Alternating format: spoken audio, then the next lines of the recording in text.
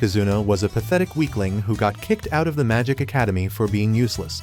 However, things changed when he discovered that he could make magic girls go Super Saiyan when they taste his juice. So he rejoined the academy and had to clap every baddie until they climaxed with power.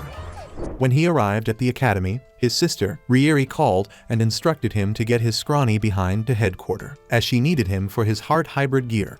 On his way there, he got lost and noticed a silver-haired girl who reminded him of a little girl he once knew, standing at the edge of a bridge. The girl soon approached him, so he introduced himself, trying to be friendly, but she responded rudely. She then introduced herself as Ain and asked him to worship her, as though she were some goddess.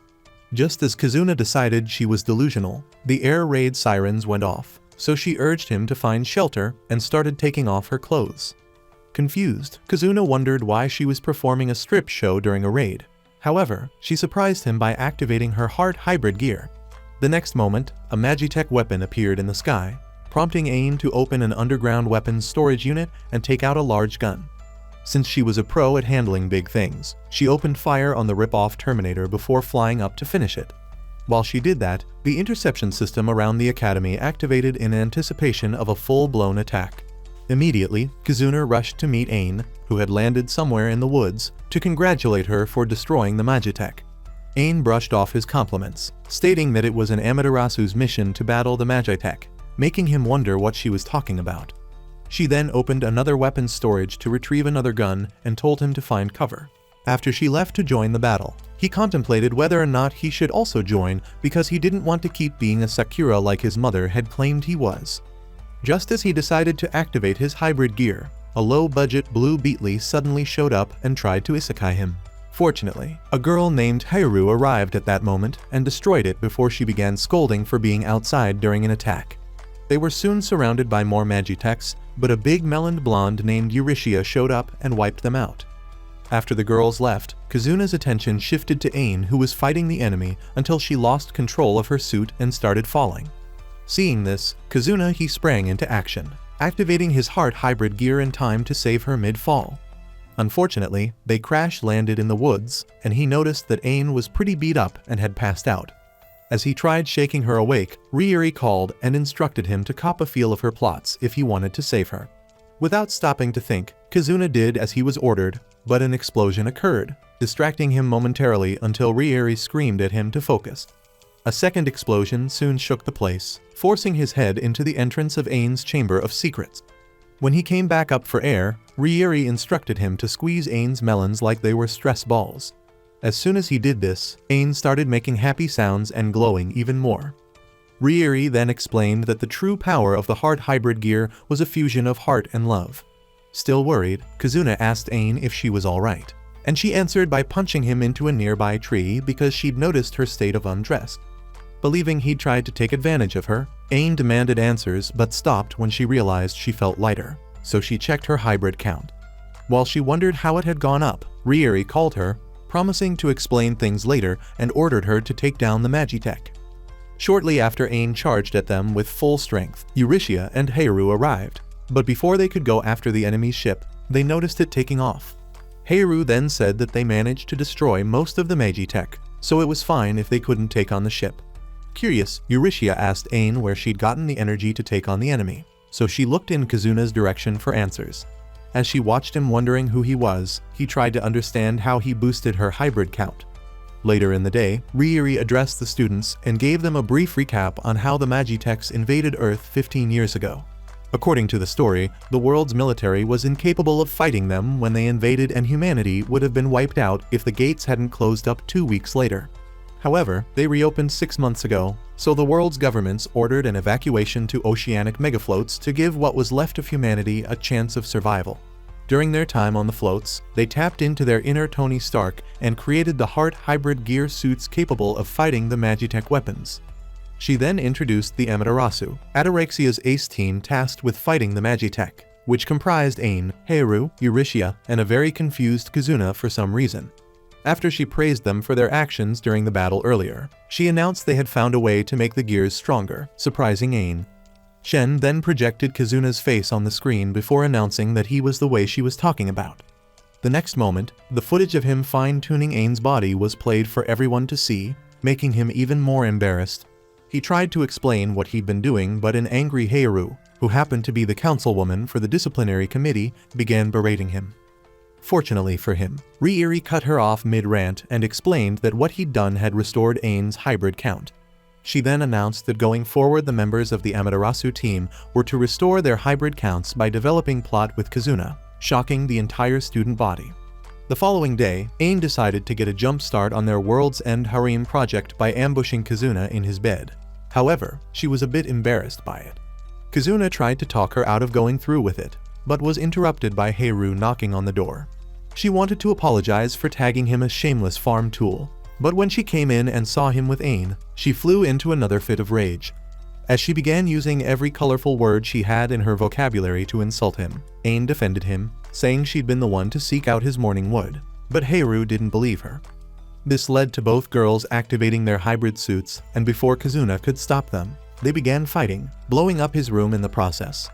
Later that day, the incident became the talk of the school, as the students found it absurd that Kazuna was living in the female dorms. They couldn't see how a Rizzless nobody like him was fit to clap the Amaterasu, but Eurystia told them that she didn't mind sampling his tool. Just then, the man of the hour walked in with his other women and Eurystia approached him to ask if what Riiri said about the heart hybrid was true.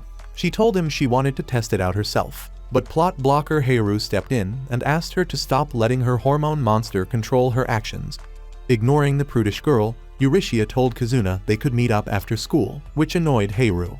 Just as she was about to start complaining again, she was interrupted by a girl named Sylvia, who informed Kazuna that the commander wanted to speak with him. She then took him to the research lab where all the basic technology for the hybrid gears had been developed by Kazuna's mother, Dr. Nayuta. When they reached Rieri's office, she introduced Kazuna to Kei, the lab's director, and handed him a portable terminal, which contained personal information on all the Amaterasu members. She explained that once the hybrid count of each member goes below 5%, it gets hard for them to maintain their gear. Kazuna questioned if the hybrid counts could be replenished naturally, and she answered yes, but said it usually took time, which they didn't have. However, now that they were aware of the special function his gear had, they were going to milk it and him, to boost the girl's energies. When she informed him that he was to be the captain of the Amaterasu, Kazuna argued that he wasn't fit for the job. But she ignored him, switching the topic to the mission he and his team were supposed to embark on. Later, as the team flew to the designated island for their mission, Rieri warned Eurystia to be careful, as her hybrid count was at 20%, but Eurystia assured her that the island was safe. When they got to the island, Eurystia dragged Kazuna along with her, and as they walked on the beach, she asked questions about his gear spec and combat experience. Kazuna admitted he didn't know the specs of his gear and said that before the previous day. The only form of combat he'd been engaged in was one involving his joystick and right hand. They were still talking when a portal suddenly opened up and a Magitech came through it. Immediately, Eurystia activated her suit and attacked the machine, prompting Kazuna to call for backup, but he discovered that the signal had been cut off. Eurystia then explained that during an attack, only gear users could communicate with each other. However, when she tried contacting Ain and Heiru, she discovered that their signal had also been cut off. This was because Ain and Heiru were enclosed in a barrier which they tried and failed to break out of. Unaware of this, but worried for her friends, Eurystia instructed Kazuna to search for them, while she confronted the enemy. After Kazuna departed, Eurystia fired her beam at a Draggery Magitech that had emerged from the portal, but it had no effect since her energy was depleted. Weakened, she collapsed to the ground and her suit vanished, leaving her exposed to the enemy's attack. However, Kazuna returned just in time to save her. Eurystia asked Kazuna why he'd risked his life to save hers, and he answered that it was because his plot armor was thicker than a gym baddie. He then accidentally touched her melons, causing her to power up instantly, so she thanked him and went back to fight the Draggery. Unknown to her, an unknown gear user was watching her, and the person flew away angrily after witnessing the Draggery's destruction. At the same time, the barrier surrounding Ain and Heiru disappeared, so when Eurystia called them, it went through. The girls were relieved to hear from her, but became shocked when they saw her trying to suffocate Kazuna with her jugs. Eurystia then happily informed them that they had performed a heart hybrid, causing Heiru to complain while Ain looked kind of jealous. After they returned to the academy, Kazuna went to brief Rieri on what had happened, and after he left with Sylvia, Kei asked Rieri if she would tell Kazuna the truth, but she didn't respond. When Kazuna and Sylvia arrived at his room later, they found Ain in his bed, and as he was trying to get her to leave, Eurytia ran into the room and hugged him. Without shame, she asked him to perform a heart hybrid with her, causing the jealous Ain to start arguing with her over who deserved to use Kazuna's drill. Haru soon walked in, and as usual, she misunderstood the situation, so she activated her suit, and another fight began while Sylvia watched.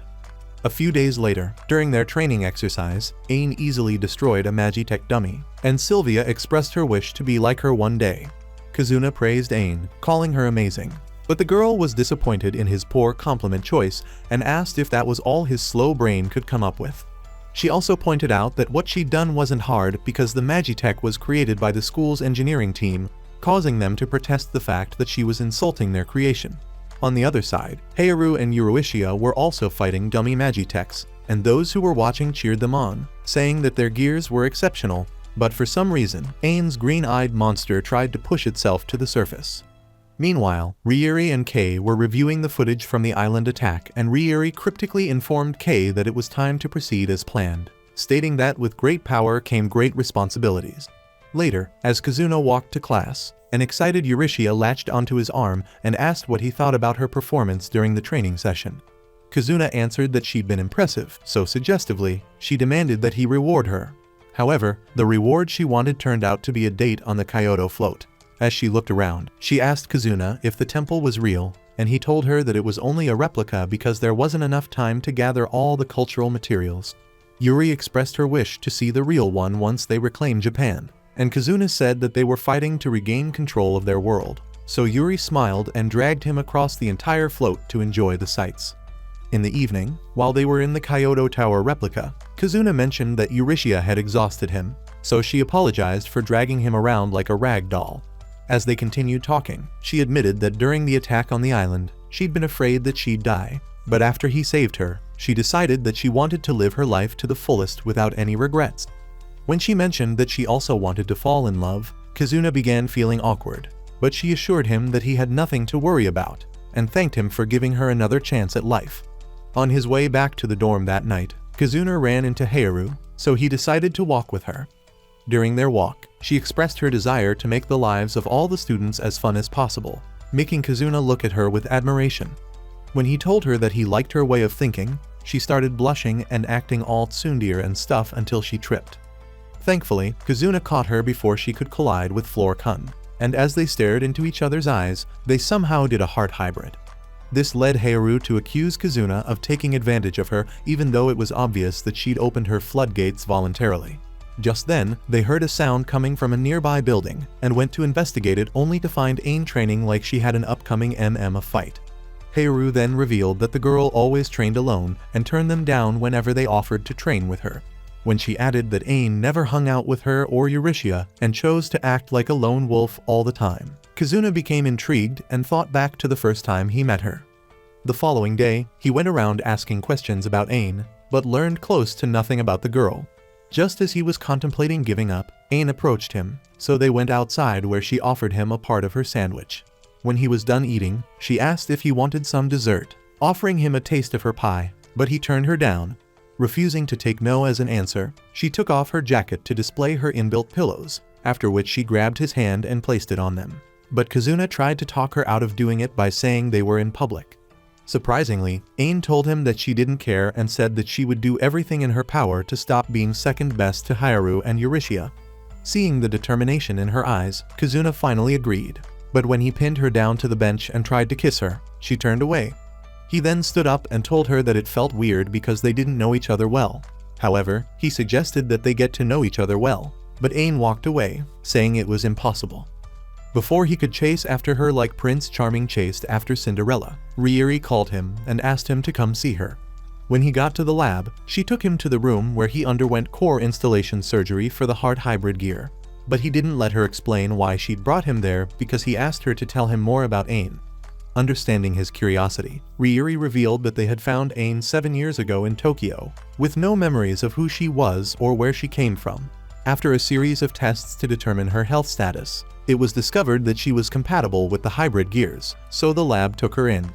Since their mother was still the head of the lab at that time, She gave Ain her name and included her in every experiment she carried out until she pulled the famous Avatar move, disappearing when they needed her the most. Hearing this made Kazuna understand why the girl was a certified loner, so he declared that he would take his time to get to know her, but Ryuri told him time was not on their side. To prove her point, Kei then pulled up some archived files, which linked with his vision, and he saw a girl flying around with a hybrid gear. It seemed they were doing a test run, and when the girl complained about her hybrid count, she tried to stop. Nayuta took control of her gear remotely, forcing her to continue. The girl screamed when her vitals entered a critical level, but they didn't stop until her hybrid count reached 0. When it stopped playing, Kei explained that if a pilot's hybrid count reached 0, they would die. Ryuri revealed that no one else knew this, but said that she felt he had to know because he was the commander of the Amaterasu. Shocked by this revelation, Kazuna lashed out at his sister, accusing her of putting the girls at risk even though she knew what would happen to them. But Kei explained that they only found out recently. He asked if there was a way to save the girls, and Ryuri told him that their only solution at the moment was having him clap them repeatedly. Kazuna was troubled as he walked to his dorm, as he couldn't believe a worthless nobody like him was truly humanity's only hope of survival. When he got into his room, he was welcomed by Sylvia, who noticed his troubled expression, but when she asked if there was a problem, he told her there wasn't since he didn't want to worry her. Another day, Ain recalled a moment in her past when Nayuta told her about the hidden weapon called the Immoral Weapon which her heart hybrid gear possessed. She claimed that Ain would be able to use the weapon once her hybrid count went past a certain level and urged her to get stronger so she could access the weapon eventually. Back in the present, the air raid sirens went off, and as the students were being evacuated, the defensive systems all over Atarexia were deployed to fight off incoming enemies. Kazuna rushed to the command center to get a brief on the situation since Ryuri hadn't deployed him, and Ryuri informed him that he could not do anything against a large number of enemies. Having no choice, he stood and watched like an NPC, while Ryuri instructed the girls to destroy the enemy flagship before its main cannon came within range of Megafloat Japan. As Eurytia and Heiru began slaying the enemies, Ain suddenly became overcome by jealousy, causing her to lose focus and almost get knocked down. However, she regained her composure. Inside the command center, Ryuri noted that Ain's hybrid count was dropping drastically, causing Kazuna worry, so he advised her to take it easy. Ain ignored his advice and charged at the draggery using her full strength. After she destroyed it, he begged her to retreat because her hybrid count had gone down to 8%.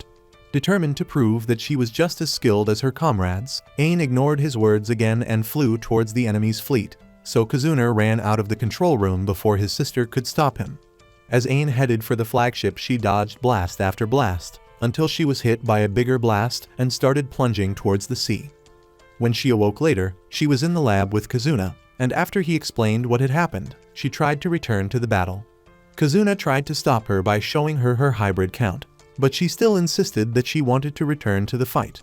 When Kazuna refused to let her leave, she became emotional and told him he was preventing her from doing the one thing she was useful for, which meant that she had no reason to live anymore. Additionally, she told him her backstory and said that whenever she tried to partake in normal human activities, she felt she was betraying her true purpose being a fighting tool. Kazuna asked why she never tried to make friends with her teammates, and Ain revealed that it was because she was incapable of holding a conversation. She said the only thing she had was the heart hybrid gear and explained that every time she got stronger Nayuta praised her, but seeing as Eurytia and Heiru were better than her, she concluded that she was useless. That was why she started working extra hard to unlock the hidden weapon Nayuta had told her about, but she'd been unable to. However, when he showed up, she realized that she could unlock the weapon with his help, which is why she tried to get him to fall for her by doing things she'd learned from her research, but it was pointless as she lacked Rizz.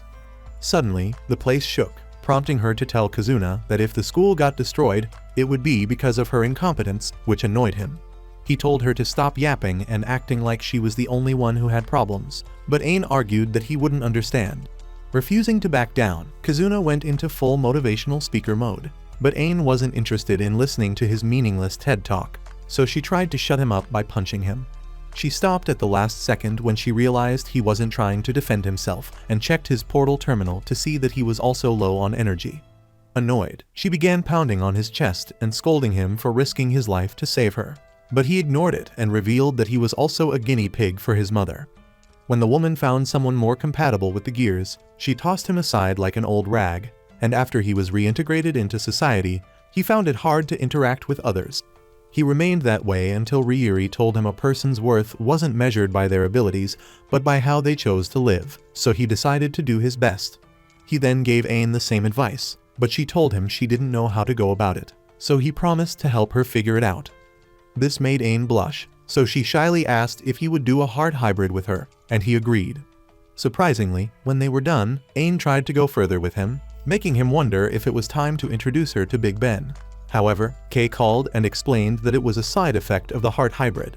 She said it increased their desires, and if he could make use of the effects properly, he could produce a higher hybrid count, which would allow her to obtain the immoral weapon. Hating the fact that Kazuna wasn't giving her any attention, Ain called him out for talking to another woman after taking away her ability to breathe properly. Kazuna apologized, but she asked him to prove his sincerity and started rubbing her body against his.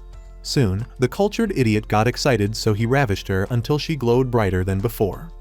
Outside, Eurytia was about to get her butt kicked when Ain suddenly showed up after her piping session and saved her. After that, she looked around and noticed that they were getting beaten, so she summoned her immoral weapon, surprising the girls. Kazuna fought off the approaching Magitech to buy her some time to charge her weapon, and when it was finished, she released a huge blast that took out all the Magitech it came in contact with, including their ships. Afterwards, a party was thrown to celebrate their victory, and while everyone else was partying, Ain went to join Kazuna on the balcony. As they talked, she mentioned that, in addition to her immoral weapon, she had also regained fragments of her memory. She described seeing a beautiful lake surrounded by snow-covered mountains, as well as a city filled with tall buildings and a massive, intricate mechanical clock that spanned an entire wall. Just as she was about to suggest they perform the climax hybrid again, they were interrupted by the other girls. As usual, they began arguing, so Sylvia went to stand beside Kazuna and asked if they should stop them, but he told her to let them be. Meanwhile, in the lab, Kay and Ryuri were reviewing the footage of the battle and noticed a human wearing a heart hybrid gear, causing them to wonder why a human would be working with alien Magitech weapons. The next day, Ryuri gave Kazuna the night off, saying it was his reward for helping during the battle, so he chose to go to the bathhouse and enjoy a relaxing bath. However, when he got there, he found the place was already occupied by Heiru. When she saw him, she screamed like she'd seen a ghost and dropped further into the water to hide her goods. Poor Kazuna stood with only his towel hiding his family jewels, as he tried to explain that he hadn't known she was there.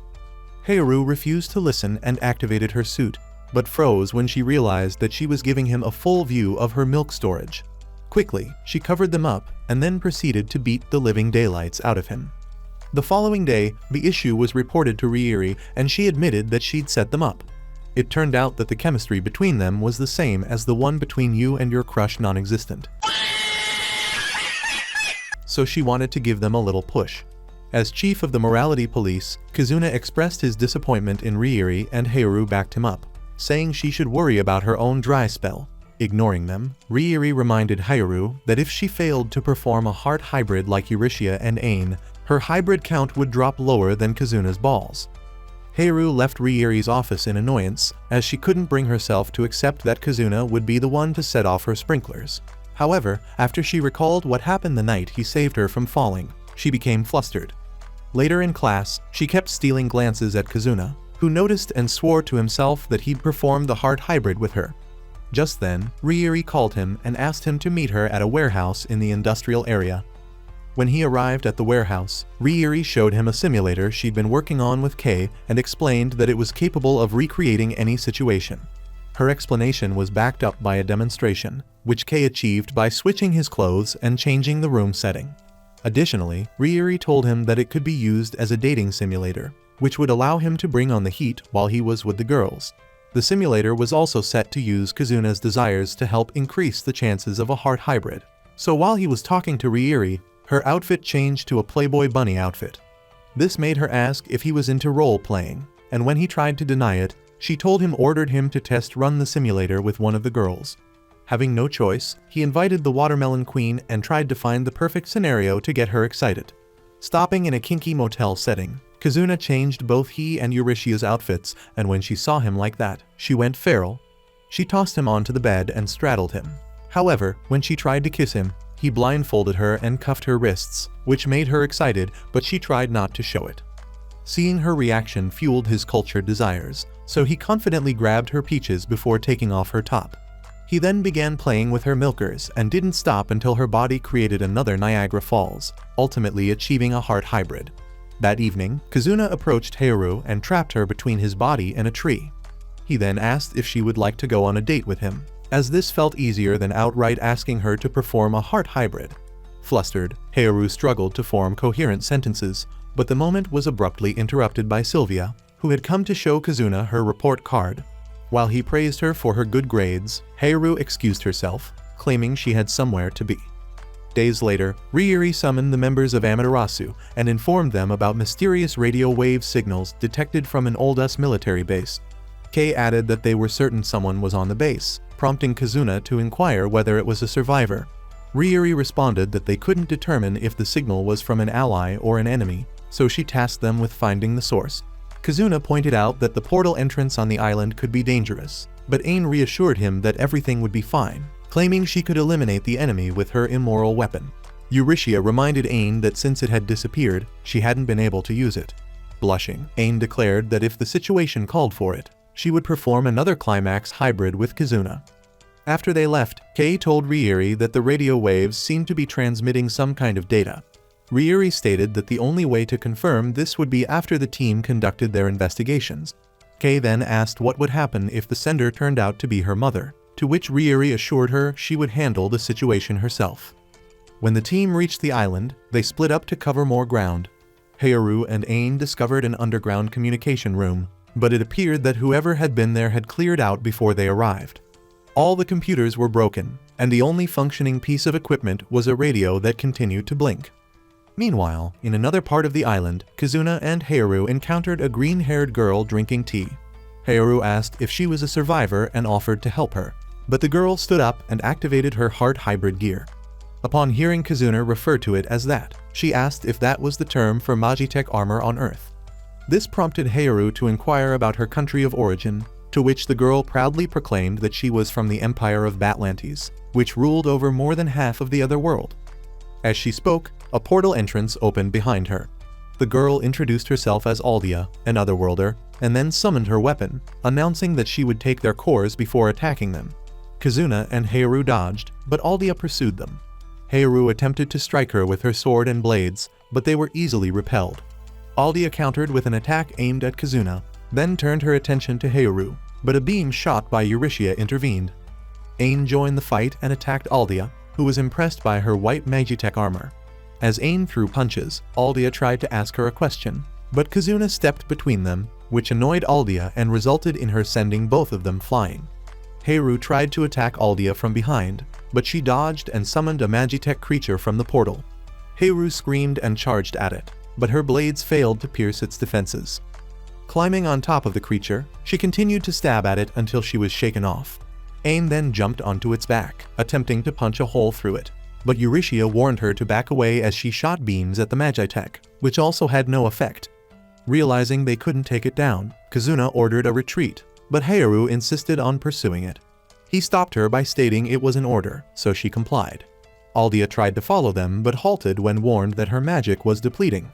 As the team retreated, Kazuna wondered what kind of trouble they had gotten into, while Haru looked annoyed. After arriving back at Ataraxia, the team went to report to Ryuri, who showed them footage from the last battle. Kei explained that Aldia's gear could warp space, and Ain deduced that Aldia had used it to trap them before. Kazuna informed the group that Aldia had revealed the Batlantes Empire was located on the other side of the entrances.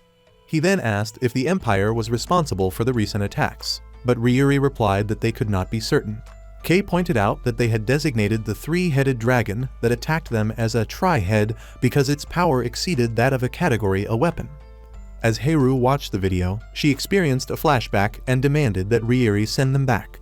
However, Ryuri refused, stating that their mission was complete. Haru insisted that they could not ignore such a dangerous enemy, but Ryuri argued that their discoveries were more than enough. Despite this, Haru maintained that they had to destroy the tri-head, prompting Kazuna to ask if she was okay. Haru replied that she was merely suggesting the obvious, adding that if they captured Aldia, they could extract more information from her. Eurytia warned her that if they rushed in without a proper plan, they would likely return defeated. This statement led Hayaru to accuse Eurytia of being a coward, especially since she was America's ace and always acted all high and mighty. She then turned to Kazuna, asking if he understood her perspective, but when he failed to respond, she ran off. Later that night, Kazuna went to her room and noticed the door was slightly open. Concerned, he pulled out his terminal to search for her. When he found no leads, he realized she must have returned to the island. Meanwhile, on the island, Hayaru charged at Aldia, who was busy drinking tea, attempting to strike her down. Aldia swiftly dodged and activated her suit before the two began to fight. She then encircled Hayaru with her weapon, trapping her in a barrier she referred to as a labyrinth cube. As Hayaru struggled to escape, she explained that it was an inescapable prison she created by warping space, and said she was the only one who controlled it. Aldia made twisting motions with her hands, causing Hayaru to scream in pain as her body contorted in different directions. Aldia appeared to take pleasure in Hayaru's suffering until Eurytia intervened, shooting at her and demanding that she release her friend.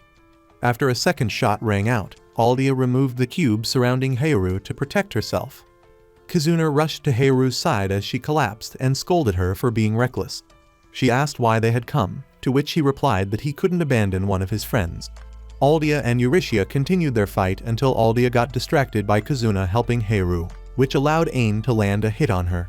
Impressed by Ain's skill, Aldia asked for her name, and Ain provided it.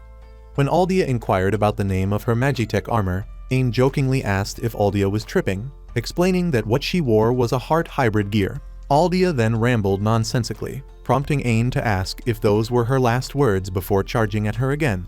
Fed up with getting beaten, Aldia summoned the Tri-Head to fight the girls instead. Hayaru attempted to assist them, but her gear vanished, and Kazuna noticed that her hybrid count had dropped low. Just then, Rieri arrived in a helicopter and dropped off the simulator, instructing Kazuna that he needed to perform a climax hybrid. Kazuna took Hayaru into the simulator, but she began crying, blaming herself for everything. Kazuna asked if she'd encountered the Tri-Head before, and she revealed that she had indeed fought it previously. During the Second World Collision, while she helped evacuate people to the Megafloat, the Tri-Head appeared and destroyed everything. She confessed that she hadn't been able to do anything or save anyone, stating that if she had been stronger, things might have turned out differently. She admitted that she had been carried away by all the praise and had neglected her training. Kazuna asked her not to dwell on the past or lives she couldn't save, but to focus on the ones she had, mentioning that he was one of them. He reminded her that when he first came to Atarexia, she had saved his life, which allowed him to later save Eurytia and Ain. He then suggested that if they performed a climax hybrid and unleashed her immoral weapon, they would have a fighting chance against the Tri-Head. When she agreed, the setting in the room changed to one she liked, and Kazuna began to work on her body. As he worked, he made sure to praise her, which she seemed to appreciate, as she had a praise kink. He continued doing this until she reached her peak, and they achieved climax hybrid.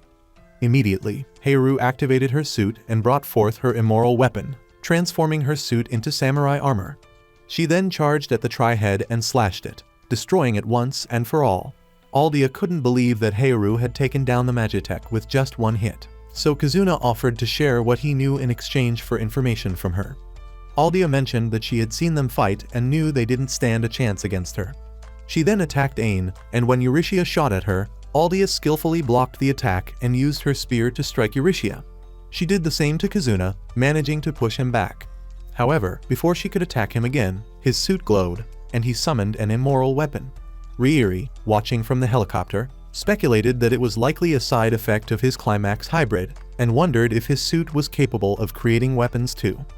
Aldia aimed her weapons at Kazuna, but Hayaru used her blades to protect him, giving him a chance to attack. Aldia dodged but soon found herself surrounded by the girls and Kazuna, who asked her to surrender. Amused, Aldia laughed out loud, saying she was having too much fun, and proceeded to summon battleships from the entrance. Suddenly, another battleship emerged from the ocean, but Eurytia assured them that it was on their side, explaining that it was the Heart Hybrid Gear Unit from America, known as the Masters. Upon seeing this, Aldia grew excited, but before she could give any commands, a voice belonging to someone she called Grable ordered her to retreat.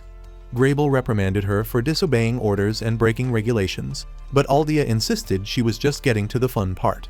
However, Grable called out to her again, leaving no room for argument, so Aldia reluctantly got into the ship as their fleet retreated. Inside the helicopter, Rizz instructed the pilot to find out what the S-unit was doing in their region. The pilot complied and informed Rizz that they were tracing a mysterious radio signal. Later, Eurytia asked Haru if she had completed a climax hybrid with Kazuna. However, Ain interjected, saying that Haru was too much of a prudish virgin to do such a thing. Haru blushed and admitted that she had only done it because of the mission, not because she enjoyed having Kazuna's hands on her. Just then, the masters joined them, and when Eurytia spotted their leader, Scarlet, she tried to talk to her. Scarlet, however, told Eurytia to stay away and declared that she would never forgive her. That night, Ain had a weird dream, which had her screaming like a crazy person when she woke up, and all she could think of was something Aldia had said during their fight. Meanwhile, Aldia's fleet returned to their world, and while she was talking to Grable, she informed her that she had seen Zero's, Ain's gear, in the other world. Grable asked why she hadn't reported it to their higher-ups, and Aldia admitted she wanted to let her take the credit. Grable then said that they had no choice but to return and retrieve the gear. Back in the lab at Ataraxia, Kei and Rizz sealed the entrance on the island after receiving an anonymous tip. Rizz suggested they form a joint US-Japan operation to retake Okinawa using the information they had received. Later that day during lunch, Kazuna and Eurytia were approached by Scarlet, Gertrude, and Sharon, members of the Masters. After their introductions, Scarlet informed them that they had joined the Academy to participate in the joint operations. She then attempted to persuade Kazuna to give her a tour of the Academy, but Eurytia, tired of listening to the scheming witch, told her to back off. As Kazuna watched the two girls engage in an intense staring contest, he noticed Ain sitting alone. However, before he could approach her, Scarlet whisked him out of the cafeteria. Eurytia followed, and the two girls began competing to determine who would get to spend time with him. Unfortunately, each game ended in a tie, so they decided to settle it with a swimsuit modeling competition. When they emerged from the dressing rooms, they discovered they had both chosen the same swimsuit, leading to another argument. In a fit of frustration, Scarlet ripped Eurytia's top off and quickly pulled Kazuna into her dressing room. He asked why she was interested in him, and she admitted she was curious about his heart hybrid and said that she wanted him to water her garden. As she pressed herself against him, they both lost their balance and fell. When Kazuna opened his eyes, he realized they were in his favorite position, causing him to freak out. Instead of getting off him, Scarlet sat on his face and instantly began glowing. Just then, Eurytia walked in and demanded to know what they were doing, as if she couldn't see what was happening. Afterwards, as the trio sat outside on a bench, Kazuna tried to explain to Eurytia that what happened was an accident, but she said she wasn't interested in hearing his lies. She walked away, leaving him with Scarlet, so he decided to be nosy and asked Scarlet why they hated each other's guts. Scarlet said it was because Eurytia had used her team as pawns the first time they fought against the Draggery Magitech. She allowed them to fight the Draggery alone, and after they had worn it down, she swooped in and delivered the final blow, taking all the glory for herself. Kazuna refused to believe that Eurytia was capable of such despicable acts, but Scarlet told him to call her Gru 2.0 because she was worse than despicable. After she walked away, Eurytia returned, so Kazuna tried to confirm whether what Scarlet had said was true. She gave him a vague answer and walked away again, leaving him more confused than before. Meanwhile, in the Batlantes Empire, a crowd gathered and cheered for Grable and Aldia as their carriage passed through the streets. This act of love and admiration pissed off Ragras, a blonde chibi loli, whose aura screamed hater. She proved she was won by complaining that Aldia and Grable were behaving high and mighty when they weren't even close in rank to the royal guards. Later, Grable and Aldia had dinner together, and as they ate, they reminisced about their past battle where they had given each other scars. The atmosphere soon turned flirty, and the two ended up in bed, playing tongue twisters for the rest of the night. Days later, Sylvia gave Kazuna the cookies she had made in home economics class, and as he walked through the hallways with them, he heard Ain's voice. Curious, he looked into the room and heard her complaining about not finding any information on herself. He then stepped into the room to offer his support, but she tried to get him to leave, so he offered her some cookies instead. While Ain ate the cookies, she noticed Kazuna hadn't said a word, so she asked if his voice box had gotten damaged. He answered that he was waiting for her to reveal what was bothering her, as he didn't want to make her uncomfortable by asking questions. Moved by his thoughtfulness, she reached out to grab his hand, but the alarms suddenly went off, halting her movements. At the same time, Grable leapt from her ship into the center of the academy, and when Gertrude's team asked her to surrender, she demanded they hand Ain over to him. In response to her demands, Sharon shot at her, but Grable dodged and took it as a sign that negotiations were off the table. When Gertrude gave the soldiers the order to start shooting at her, she activated her suit. Meanwhile, Kazuna and his girls were making their way there when they witnessed an explosion, prompting them to speed up. When they arrived, they found all the soldiers lying on the floor, and both Gertrude and Sharon were missing. As the dust settled, they noticed Grable, covered in blood, with Gertrude and Sharon at her feet. Scarlet, filled with anger, started shooting missiles at Grable despite warnings from the others. Grable destroyed the missiles and retaliated with her own fire, but Kazuna jumped in front of Scarlet to protect her with his shield. After the attack, Kazuna fell to his knees, having sustained injuries, but he didn't seem to care. Looking up, he noticed the girls were fighting Grable, and Eurytia, who was still on the ground, assured him that they could handle the situation. Scarlet insisted on joining them, saying she could not trust Eurytia with their safety, but Eurytia pointed out that she was out of ammo and could not fight. Eurytia then joined the fight, launching her beam attacks at Grable to avenge her teammates whom Grable had taken out. In retaliation, Grable shot a fireball that stopped Eurytia's beams midway, surprising her since she had unleashed a full power attack. Soon, the fireball overpowered her beams and struck her directly, causing her to fall. In a fit of rage and recklessness, Scarlet charged at Grable, but was taken down as well. Grable then turned her attention to Ain, who was her original target. Ain weakly got to her feet and attempted to punch Grable, but Grable caught her hand and threw her to the ground. When Kazuna tried to attack, Grable took him down too, and then focused back on Ain. Since there were no more interruptions, Grable asked Ain if she knew her true identity and offered to reveal it if she came with her. Before she could decide, Kazuna spoke up and told Grable to back off, so she promised they would meet again and flew back to her ship, where she was welcomed by Aldia. As soon as their ship flew away, Kazuna fainted from his injuries, causing Ain to worry. A week later, the team was briefed on the extent of the damage caused by Grable's attack. Kay noted that they were fortunate to have minimized casualties. Just then, Kazuna, who had been recovering since the incident, walked into the room and was welcomed by Rieri. After confirming that he had fully recovered, she continued the meeting by briefing them on everything they knew about Grable. Rieri revealed that Grable's mission was to take Ain and her gear back to Batlantes, prompting Kazuna to ask Ain if she knew the reason for this, to which she responded that she didn't. Moving on, Rieri announced that they were moving forward with the plan to reclaim Japan.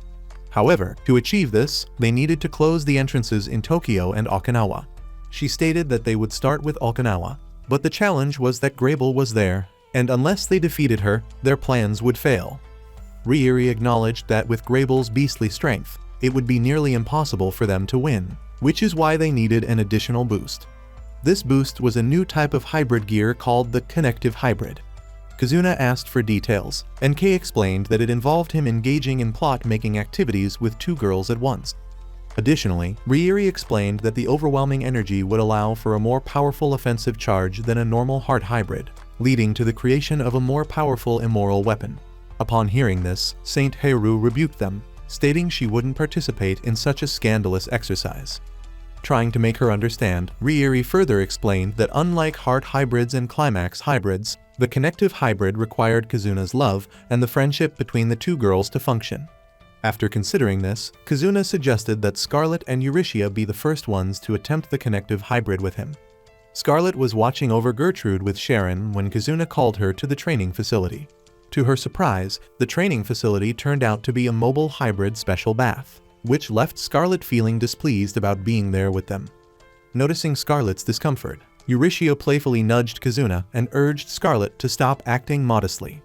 This made Scarlet jealous, and in her attempt to separate them, she accidentally fell onto Kazuna's chest. Eurytia then joined them, effectively sandwiching Scarlet between her ample chest and Kazuna's firm body. Shortly after, they began the heart hybrid exercise, and once they succeeded, Kazuna got out of the bath and asked the girls to follow him for the next phase. In a bid to spice things up, Eurytia took off her top, revealing her melons, and asked Scarlet to do the same. However, the shocked girl slipped and fell right into Eurytia's lap. Eurytia playfully suggested that Scarlet was looking for an excuse to play with her, recalling the days when Scarlet used to follow her everywhere and address her as senpai. At that moment, the simulation chamber displayed images of their past close friendship, and Kazuna revealed he had asked Kei to install this footage to rekindle their lost connection. Seeing this emotional scene caused Scarlet to embrace Eurytia, questioning why she had used them as pawns.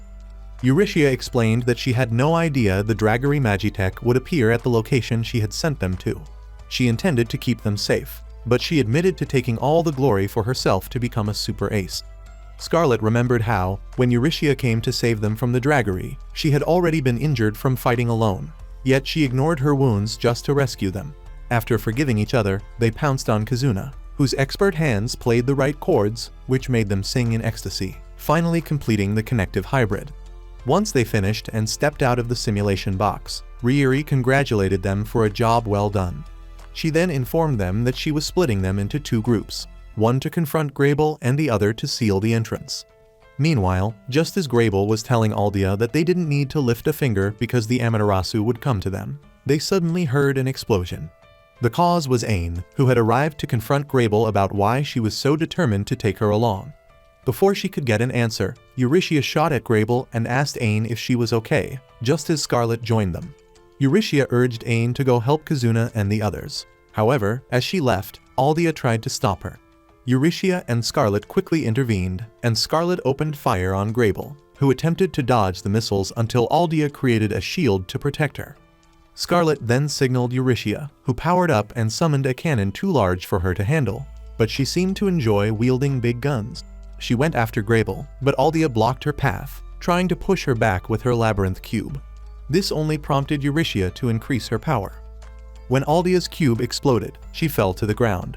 However, when Eurytia and Scarlet descended, they found Grable completely unfazed. Grable declared that she would unleash her full power, so she summoned her immoral weapon and released chaos upon them. Kazuna got between the girls and the blast, taking the brunt of the attack. Surprisingly, Kazuna wasn't that hurt, but the girls had passed out because of the blast, so he turned to face Grable. He asked why she wanted Ain, but Grable told him to stop sticking his nose into things that didn't concern him. Activating his suit, he flew into the air and challenged her, so Grable went after him.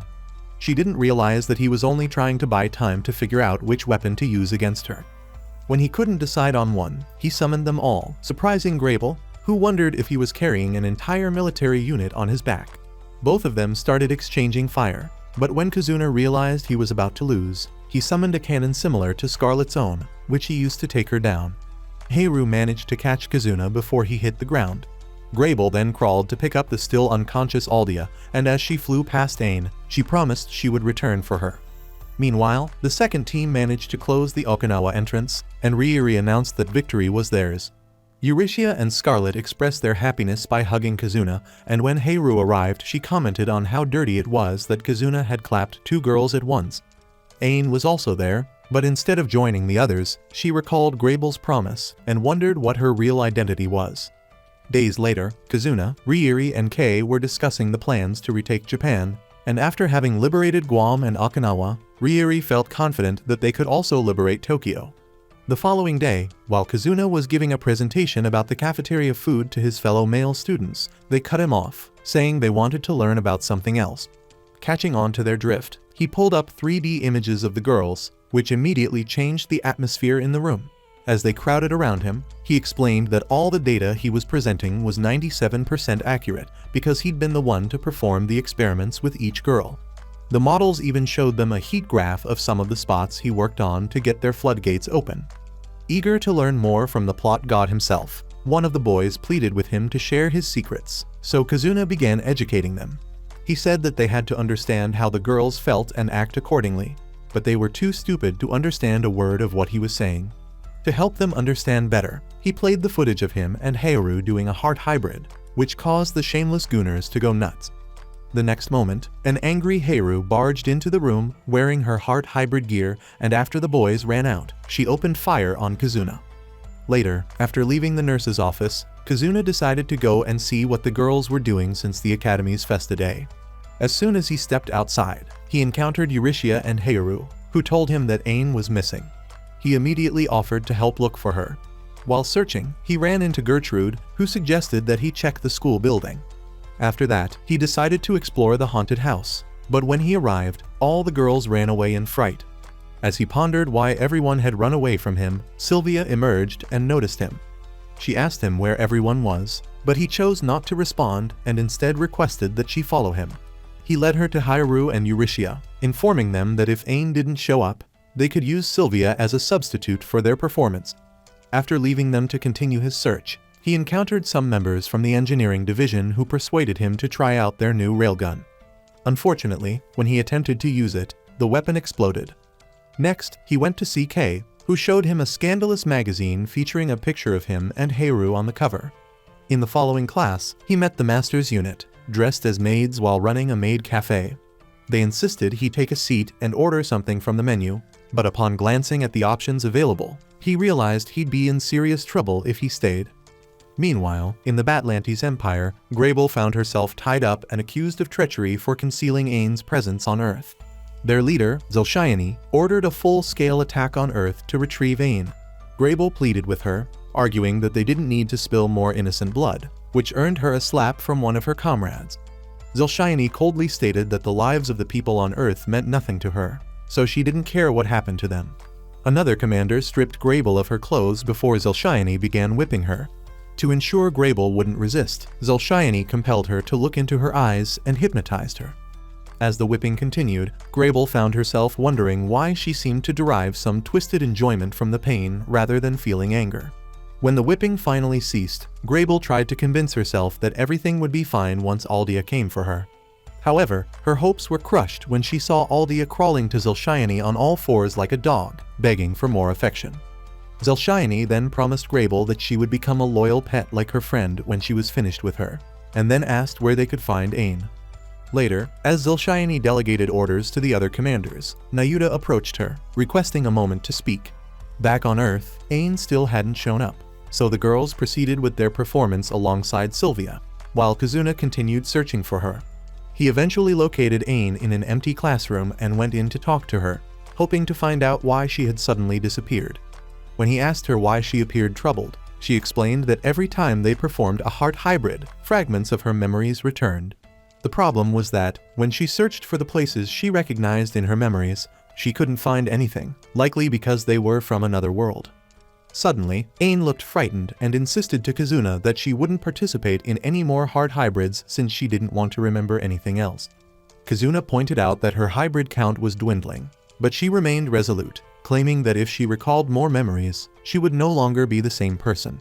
He stretched out his hand and reassured her that, no matter what, she would always be the Ain he had come to know. Kazuna eventually convinced her to do a heart hybrid with him, which resulted in another memory unlocking. Suddenly, danger alerts began flashing, and Riiri informed them of an approaching enemy ship. As the team made their way to the ship, Heiru pointed out that someone was standing on the bridge. When Kazuna looked, he was shocked because the person she was talking about was his mother. Pushing aside his shock from the unexpected plot twist, Kazuna landed on the ship and questioned his mother's presence there. Nayuta claimed it was a part of her fieldwork because she had gone to Batlantes to do more research for her work. Kazuna then demanded she return to Ataraxia with him, but she said her research wasn't done yet. Riiri called at that moment and told her to stop capping and admit that she was a traitor and a bad mother who had abandoned her children. Her outburst made it clear that Kazuna wasn't the only one with mommy issues. However, Nayuta ignored it and said that she wouldn't waste her time explaining things to them, as it was obvious they were too dim-witted to understand her. The heartless woman's words enraged Riiri, so she instructed Kazuna to drag her back to Ataraxia, even if he had to do it while she was kicking and screaming. When he tried to grab her, he discovered she was a hologram, but before she disappeared, she told him that if he wanted to see her, he should go to Tokyo. A black-haired girl then asked him to leave, but he refused, saying he wasn't leaving without his mother. While speaking to the girl, a hand appeared out of thin air and tried to grab him, but Ain saved him just in time. Eurytia and Heiru tried to approach them, but got slapped away by Ragris, who was riding a big Magitech armor to delude herself into believing that she wasn't as short as a garden gnome. She attempted to catch Kazuna and Ain, but they skillfully avoided her and successfully escaped as the ship turned to depart. Once they were far away, Ragris remarked to Nayuta that it was disgraceful for the royal guards to flee from their enemies. She complained that their retreat defeated the purpose of their mission to capture Ain and take her back to Batlantes, but Nayuta said their main objective had changed. It turned out that after her little chat with Zul'Shayani, The woman had ordered that they follow Nayuta's orders, but Rizz hadn't been informed until then. The black-haired girl then asked Nayuta if she was certain that Kazuna would come to Tokyo, and she assured her that he would, stating that he wouldn't pass up the chance to get some answers. Back in Atarexia, Ryuri informed Kazuna and the girls that their mother had been the one to devise the plan to retake Japan. Kei explained that the data containing information on how to increase hybrid counts and seal entrances had been sent by an anonymous source, which could only be Nayuta. When Kazuna asked if they would still proceed as planned, Ryuri confirmed that they would, even though she suspected their mother was planning something. Kazuna then tried to speak with Ain after noticing she looked worried, but she walked out of the room. When he attempted to follow her, Ryuri stopped him, saying she had something to discuss with him. Later, in her office, Ryuri told Kazuna that he needed to select a new Amaterasu member because they required talented individuals to assist in taking back Tokyo. Kazuna pointed out that to do that, they would need to install a core in the person, just like his mother had done with him. Ryuri acknowledged that doing so would make her a heartless monster like their mother, but she felt she had no choice if they wanted to win the war. She then handed Kazuna a list of candidates to choose from to start the process. That evening, Kazuna met up with Sylvia and expressed his desire for her to become a heart hybrid gear pilot. Sylvia was thrilled at the prospect of becoming an Amaterasu, but Kazuna urged her not to make any hasty decisions, as she might regret it.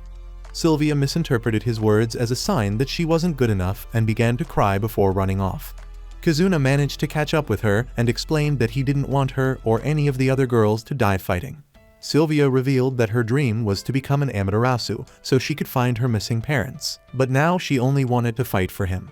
He then took her to the lab and installed the core before leaving her to sleep.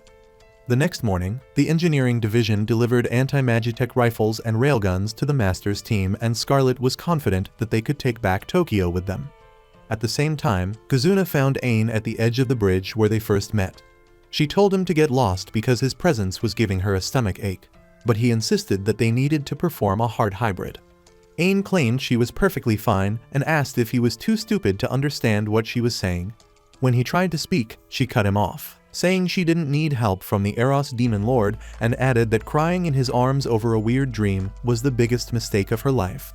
Kazuna tried to speak again, but she assured him that she was fine and said she was looking forward to their mission before walking away.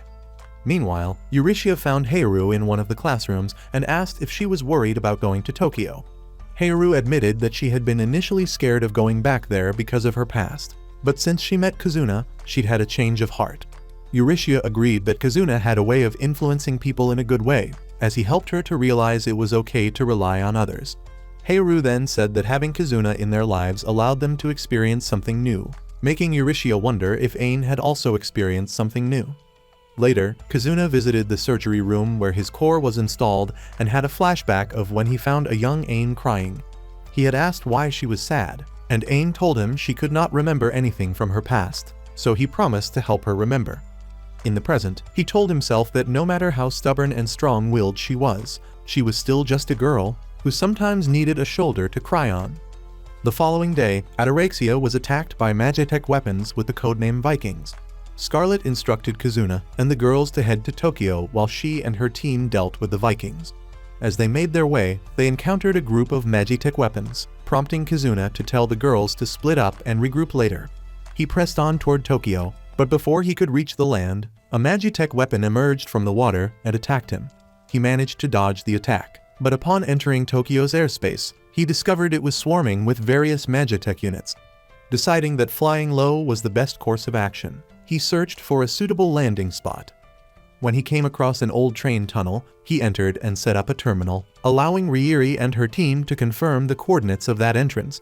She then ordered the masters to head there and close the entrance. Meanwhile, as Kazuna flew out of the tunnel, he found himself in a peaceful Tokyo, which surprised him. The people were going about their daily lives without any issues and were even celebrating Christmas. As Kazuna wondered if he'd stepped into an alternate universe, his mother called his attention from the top of a building. He then demanded to know what was happening because Tokyo was supposed to be destroyed. His mother clapped her hands together, calming everyone around them, and explained that what he had just witnessed was an illusion created by magic. She went on to tell him that the part of the city they were in was enveloped by a magical field, which made the people perceive an illusion of better days. This allowed her to harvest their life energy and convert it into magical energy that was sent to Batlantes. She said the magic field would soon spread to the whole of Japan and the entire world. Kazuna was so pissed that he told her that she was a heartless being who only saw people as test subjects and had no regard for human lives. He declared that he would drag her back to Atyrexia and ensure she revealed how to safely remove the heart hybrid cores. Nayuta responded that there was no way to extract the cores, explaining that they were unique items, even in the other world. She revealed that she had created a system allowing a normal human to utilize their life energy as a substitute for magical energy. Kazuna couldn't believe what she was telling him and argued that everyone would die because of the core. The heartless woman coldly stated that everyone was destined to die.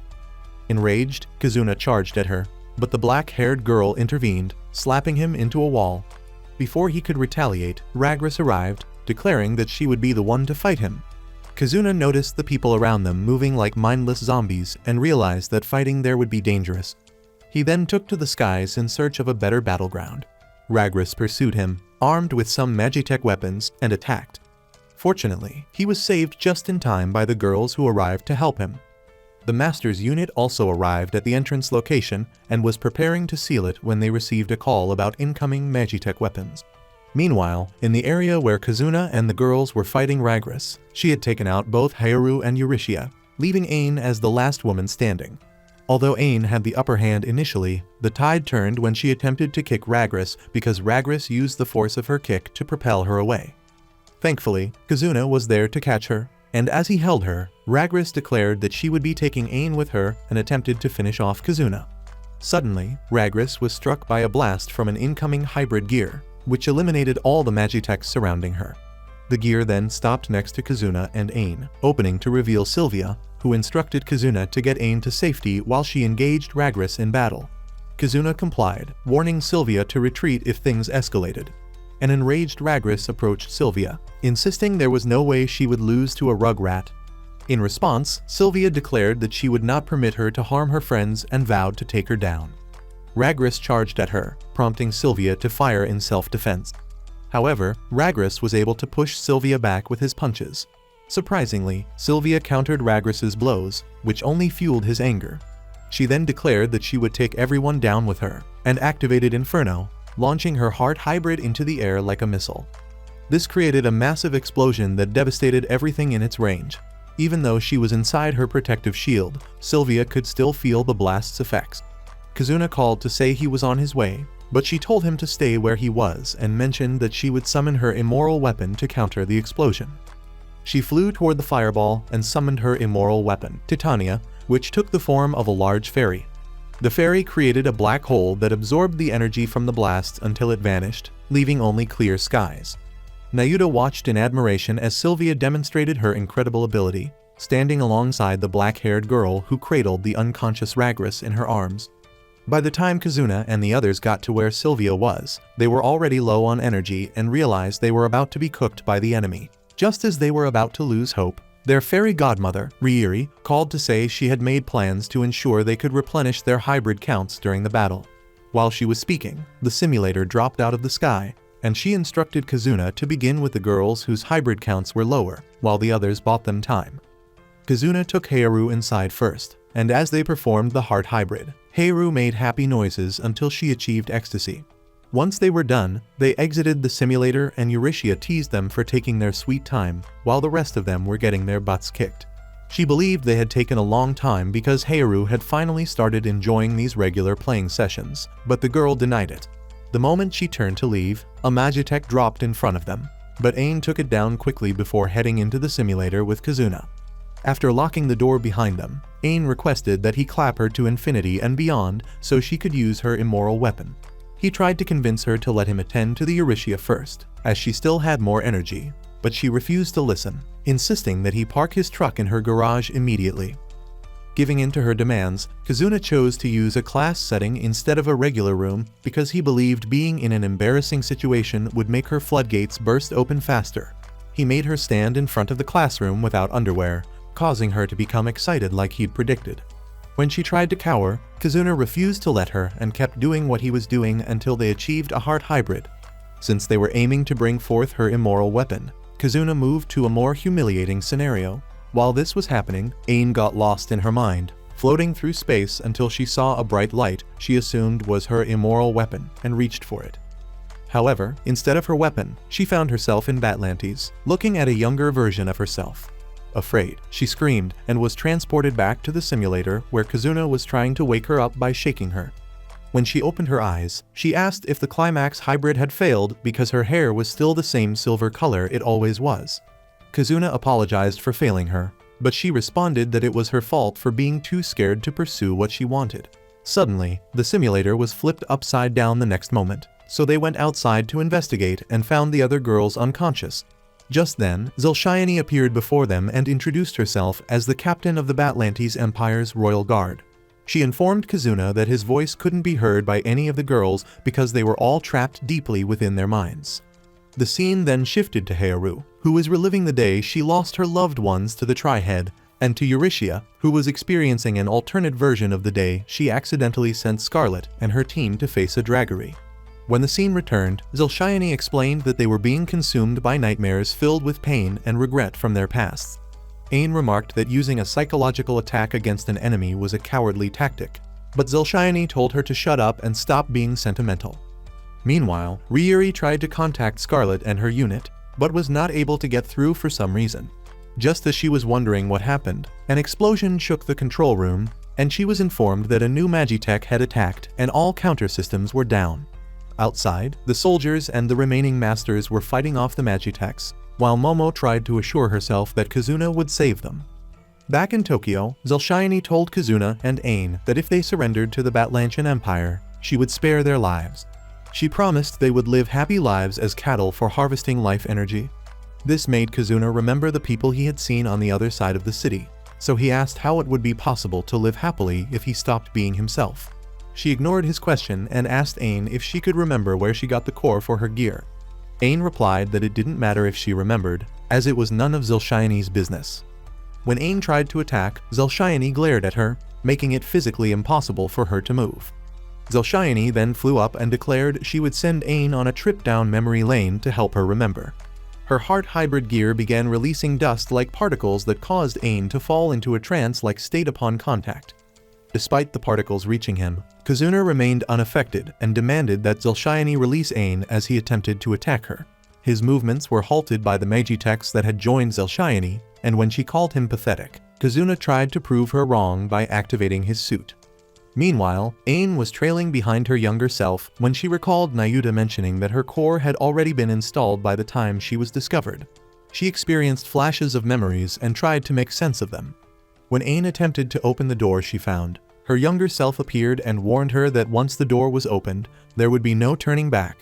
Ain hesitated and admitted she wasn't sure if she truly wanted to proceed. Meanwhile, in the real world, Kazuna was doing his best to fight the Magitechs despite his limited power. After taking down the last of them, he turned to Zelshayani and demanded that she return everyone. However, Zelshayani ignored his pleas and said she would enjoy observing his suit after dealing with him. Suddenly, she appeared behind him and began whipping him before she kicked him. Despite his suit powering down, Kazuna struggled to get back up. As he fought to rise, he was transported into the dreams of Hayaru, Eurytia, and Slyvia. They reassured him that they were with him and encouraged him to draw strength from them. In the real world, Zelshayani was about to walk away when she heard a sound that drew her attention back to Kazuna. As she watched him, his suit transformed, and from the control room in Ataraxia, Kay noticed an increase in his hybrid count. She was surprised because he hadn't performed a heart hybrid. Ryuri explained that he had achieved that through a bond stronger than physical pleasure. She referred to it as the ultimate form of love and claimed that what had happened to Kazuna was a miracle. Zelshayani ordered the Magitechs to attack, but Kazuna fought them off using the combined abilities of the girls' heart hybrid gears. After defeating all of them, he turned his focus on Zelshayani, who attempted to show off by stabbing his thigh. However, Kazuna demonstrated that his recent power-up was no joking matter, delivering a powerful punch to her. The force of the punch sent her stumbling back, and she didn't look pleased at all. As a result of the punch, she lost control of her suit, causing the girls to awaken from their nightmares.